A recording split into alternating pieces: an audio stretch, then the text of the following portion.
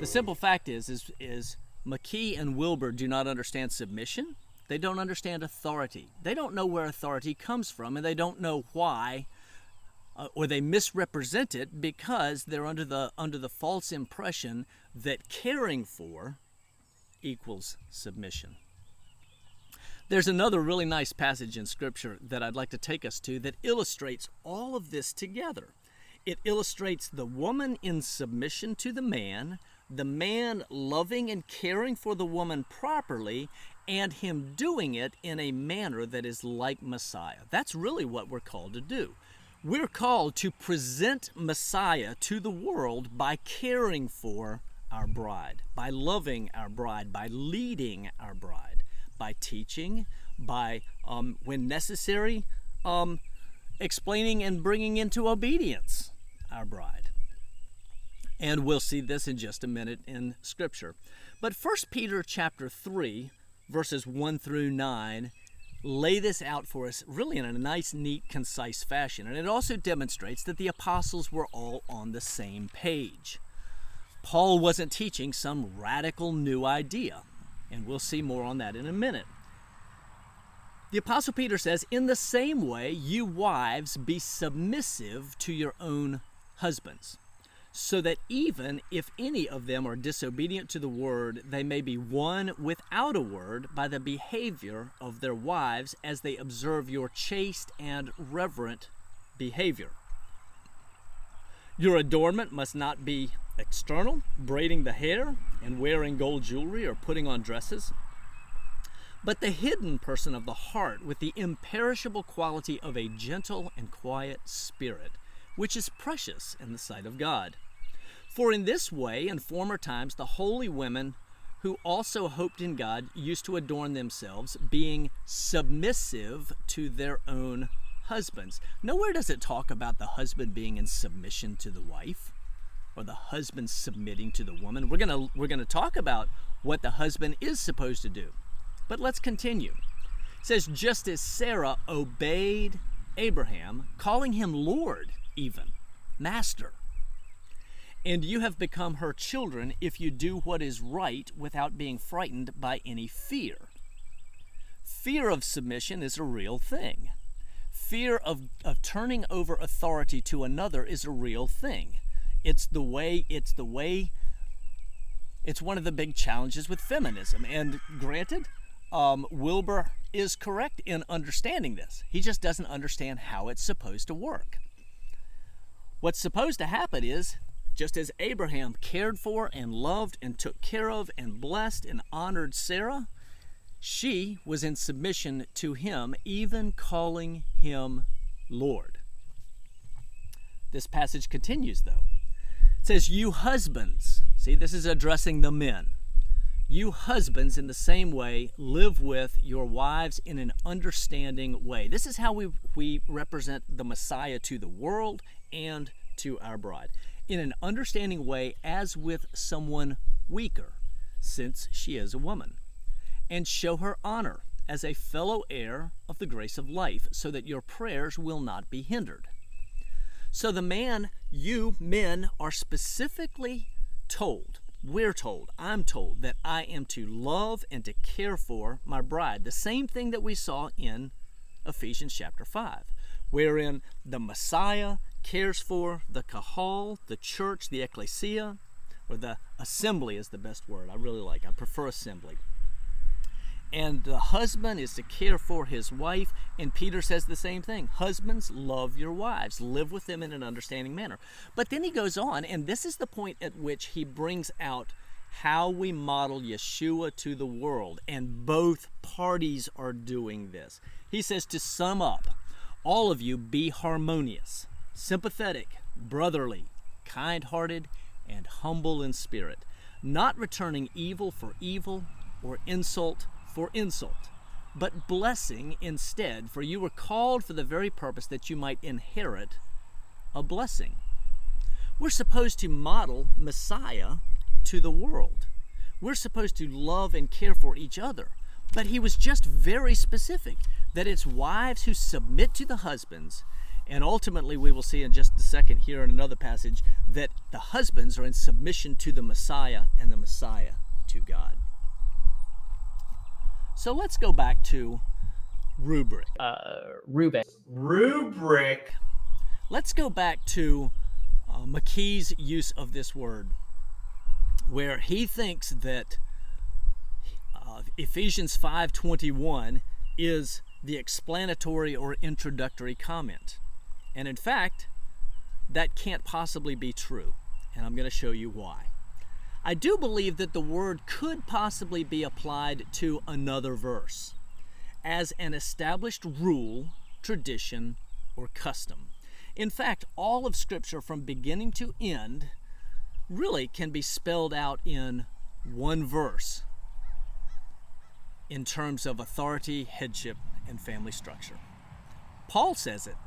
1 Corinthians 11:3. He says, "But I want you to understand that Messiah is the head of every man, and the man is the head of woman, and God is the head of Messiah."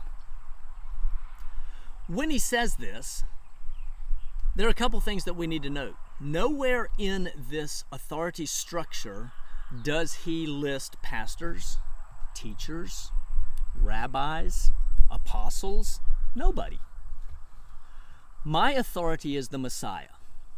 My wife's authority, or her head, is me. It's my responsibility. I have a responsibility to represent the Messiah to the world by leading her as Messiah leads the assembly. And the assembly, if you will look at Numbers chapter 1, as well as multiple places in the Torah, the assembly is composed of the men of Israel. That's a challenging one for you, and we will have to address that in some depth later on.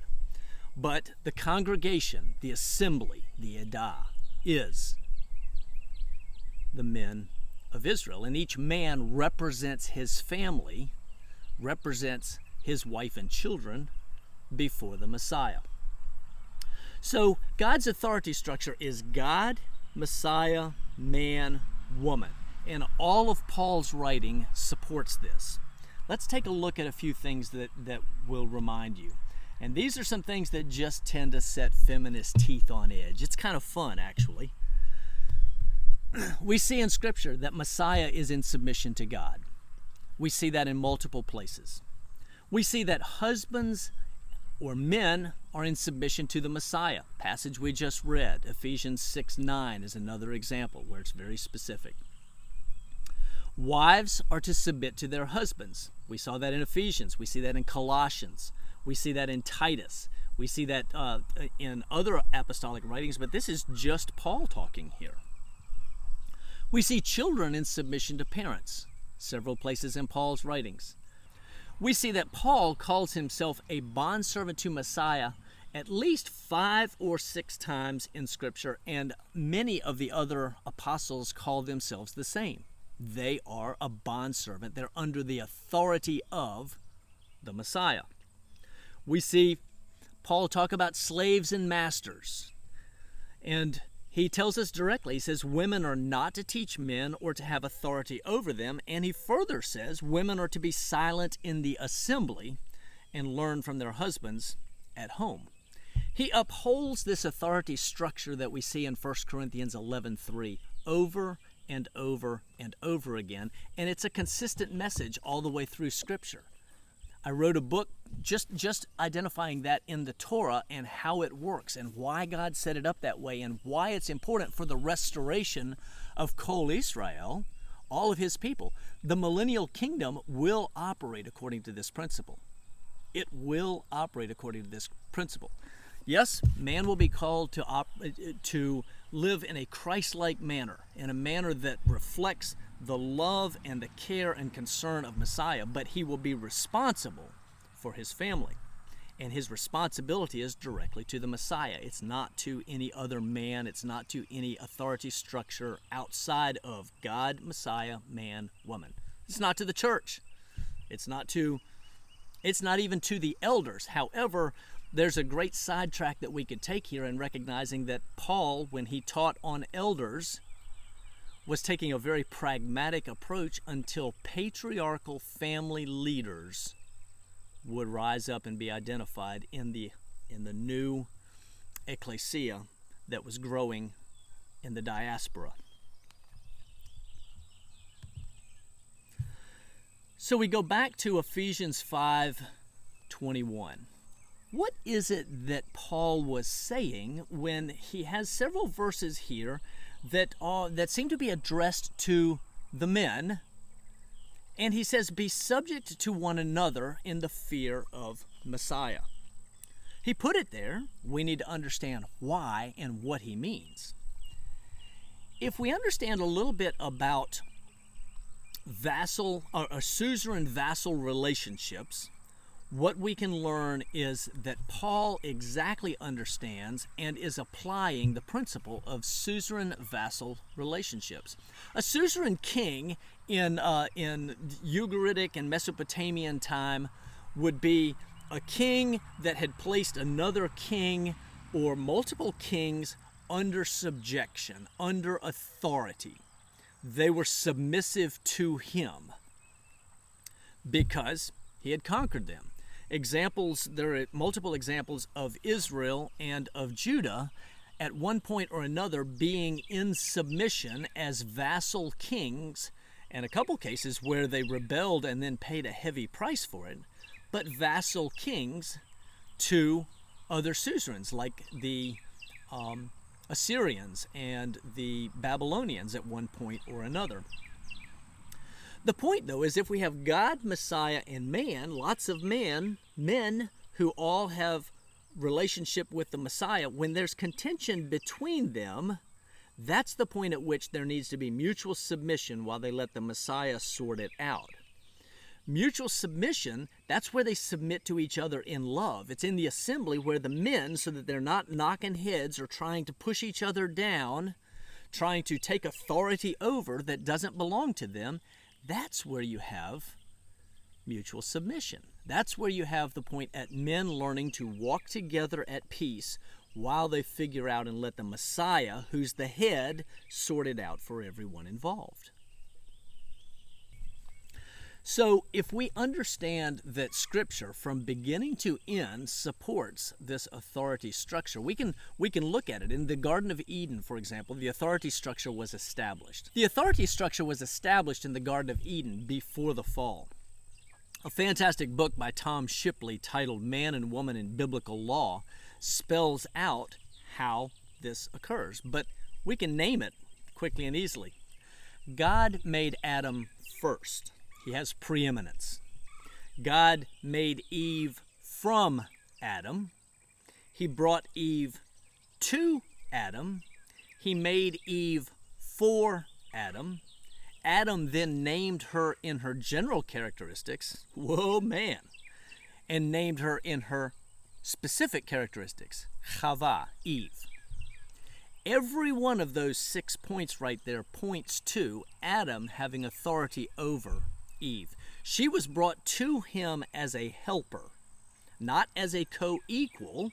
However, we're to treat with honor and respect and love and care that which the Father has placed under our authority. And the authority structure from Paul confirms this, and it's where Paul gets it from. And then we see all the way through Scripture where Paul, even in Corinthians, 1 Corinthians chapter 14, says specifically that women are to keep silent in the churches, for they are not permitted to speak, but are to subject themselves, just as the law also says, as the Torah says. So how does he get that out of the Torah? I recommend that you take a deep dive, that you study and find out what Scripture actually says instead of following the dictates of men that are designed to promote an ideology of egalitarianism, when in fact that doesn't fly in Scripture. That's not present in Scripture. Egalitarianism is nowhere found in Scripture. Instead, God has an authority structure, and man, to image the Messiah, is to walk the way the Messiah does in caring for the assembly and those placed in his authority, placed in his house. So in conclusion, what I want to do is I want to challenge you. Not only do I challenge you to go study this out, to do your own due diligence, I challenge you, men, to go understand what Scripture says with regards to your responsibility before Yah as the head of your house. I challenge you to study out what it means for you to be the light and the fragrance of Messiah in your home, but the responsibility that comes with it, because you are the authority in your home. You have a responsibility before him. Ladies, your husband is your authority. Feminism and what we hear in the world around us and all of that noise is false. It's the same lie that we had in the Garden of Eden when the adversary came to Hava and said, "Hath God said?" Really? You're equal. You can make your own decisions. Listen, your responsibility is to mirror the ecclesia, the church, the kahal. And if you're doing that, that means that what you are doing is you are learning to walk in submission, in subjection. You are learning to walk at peace. You are learning to display the light of Messiah as you help your husband fulfill his calling, as you be the image of the church or the ecclesia in the world around. I challenge you to study this out and recognize that what the world teaches, what you hear from milquetoast pulpits and what you hear from gentle preachers is not what it says. Men, you're called to be men. Ladies, you're called to be ladies under the authority of your husband. Shalom.